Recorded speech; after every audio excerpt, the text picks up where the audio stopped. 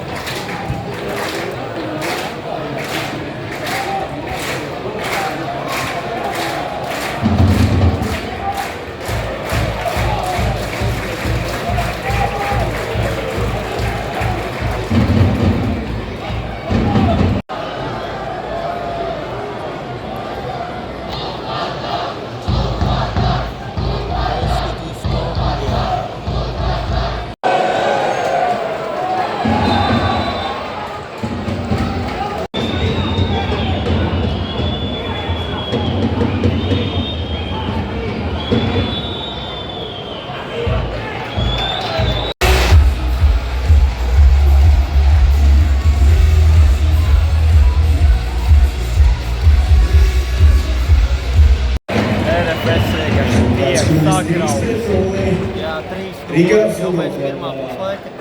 Cerams, RFS otrajā puslaikā saņemsies. Es ceru, ka viņi parādīs līdzīgāku spēli, lai tiešām arī ir intriga beigās. Bet šobrīd Rīga tiešām izskatās ļoti graujoši, ļoti labi. Bet tikko arī RFS aizskrieši ļāva izskriet. Ņem, apstājās un nevar gals ieskrīt vietas, ko nevar izskriet. Tieši tā, bet arī jāpiemina, ka Ogre pirmo reizi uzvaru virslīgā. Tieši tā, Jelgava. Beidzot, Setpilīnā uzvara. Tā kā, mēs paliksim virslīgā. Jā, cerams, izdosies vairāk uzvaras ar šito pirmo uzvaru. Pēc nāks arvien biežāk un cerams, tiešām izdosies Ogrē. Tas ir pierādījums, ka Viktors Mazurs dara labu darbu Ogrē. Tā. Bija aizmugure 2-0, tomēr nav 3-0.